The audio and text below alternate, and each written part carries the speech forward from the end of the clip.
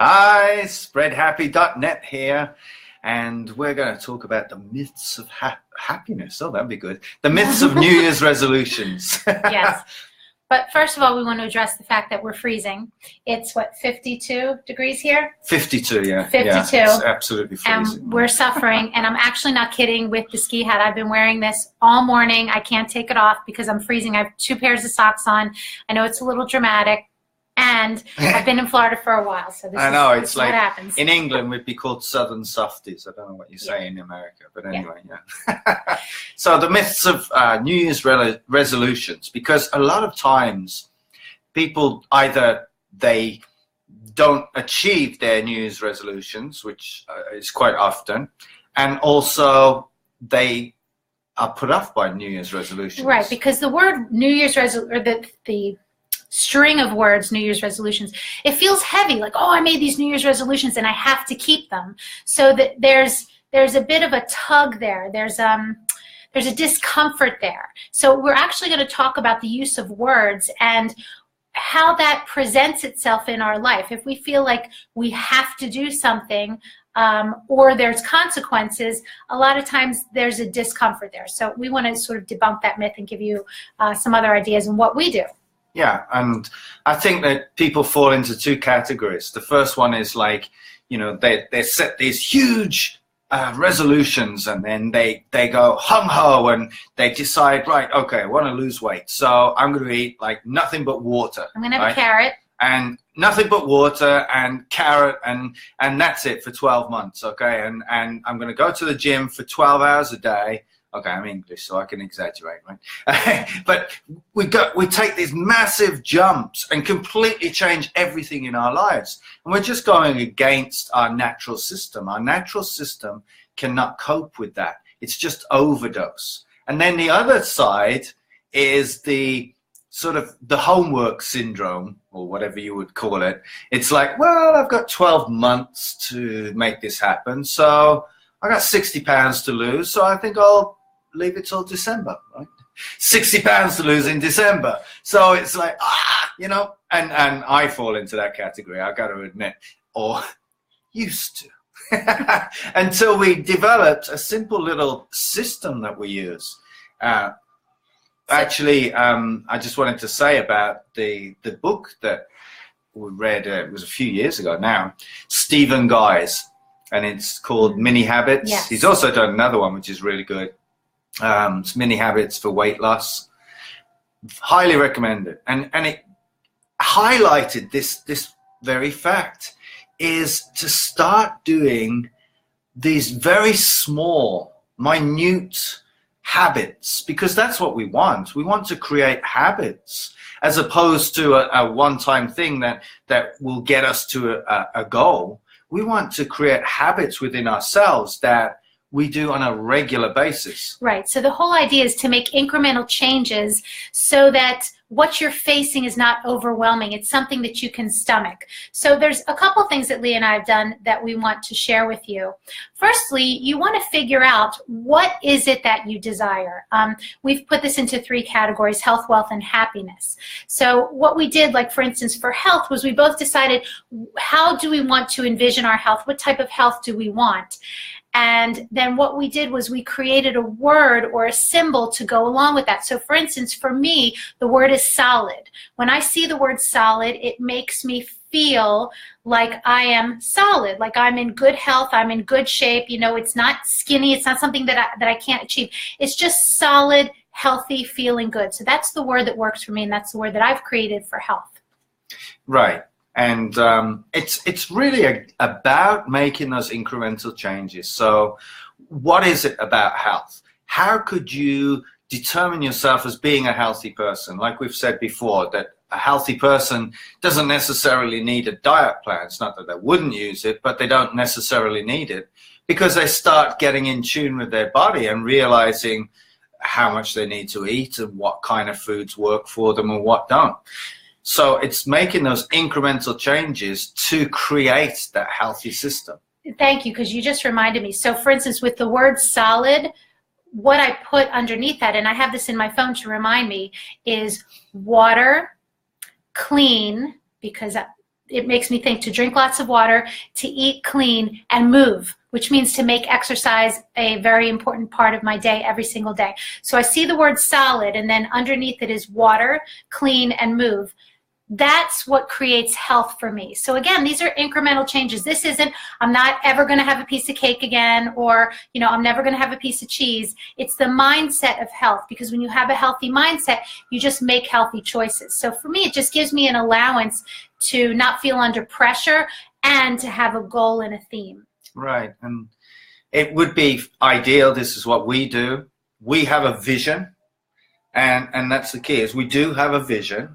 And it's huge, absolutely huge, right? It's ginormal. Ginormal. Yeah. And we don't really have a step-by-step plan of how to get there. We really don't. I mean, it's all a case of we get there. The compass shows us the way. And the compass is the being. So when we are those people, we improve our skills. That's a doing in a sense, but we improve our skills to be the person that is capable of creating this vision.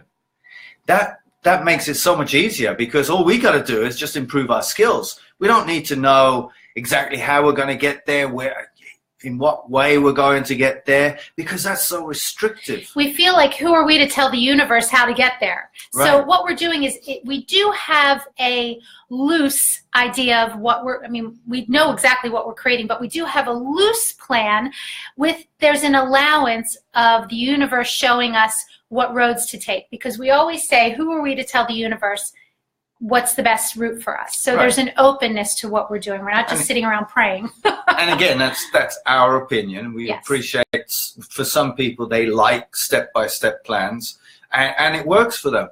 It works for possibly 2-3% of the population, and for them that definitely works, and they have a very detailed schedule of what they're doing. We have a detailed schedule of what we're doing for the day, and that progresses to the next day. Right. Like, we'll plan something for a month, and then based on what's happening and what the universe is creating around us, we will shift it to the next month. So again, we have a big goal, we have a big plan, and then we have an idea of what we're doing monthly, and we have a daily plan. But again, it's loose. It's loose because we don't want to tell the universe what's best for us. Right. Did I explain that right? Yeah. Okay, thanks. So again, using symbols, that's what I tend to do. Visual, so I like the symbol. So in health, I use the triangle. Like, I figure, like, if my shoulders are bigger than my waist, then that's a good thing, right? The triangle. Okay. I'm doing well. The health is probably there. At the moment, it's more of a square, but I'm working on it. So, like, for instance, we have a word for health, which I shared with you, my word, and we have a word for wealth, which for me is... Hey, Maddie. Sorry. Oh, hi. Is ambition. When I think of the word ambition, it motivates me. It gets me excited. It brings a feeling of there's like a bigness to it. So that's the word that works for me. So you would want to pick a word that works for you. When you think of wealth and what you want to achieve in your life, what's the word that would create that feeling of wealth in your mind? So for me, it's ambition. And happiness. Mm-hmm. So what's the word for you for happiness that creates happiness and joy in your life, where you're feeling good and you're reminded of what's good in your life rather than what's bad in your life? So you'll want to create a word that reminds you of happiness. Right, and happiness is usually, not always, but predominantly relationships. So how do you want to show up in your relationships? Exactly. See, again, age-old thing, you cannot change anybody but yourself. So if you're turning up as a certain person, a loving person, an open person, and so on, you're going to feel better about a situation regardless, because you know that you did the best that you could. Right. And again, it's all in the being. So when we are reminded of these three words, we're showing up as the person that we intend to be. So all of the things that we want that are goals for us, they might not be here yet, but we're showing up as the being. So we're showing up, for me, as the ambitious, solid superstar, the achiever, whatever word works for you, this happy, joyful person, already showing up as the person you intend to be, rather than waiting for that amazing job offer and then you'll feel good, or that amazing relationship and then you'll feel good, or that amazing home and then you'll feel good. It's already feeling like you have all of those things. And how would you show up in the world if those things were already here? So you're not faking it out in your mind. You're not walking around pretending. You're just showing up as being who you really are, which is a superstar. We're all superstars. Remember, we're the stars of our own movies, so we get to create that movie. So how would we show up in our movie?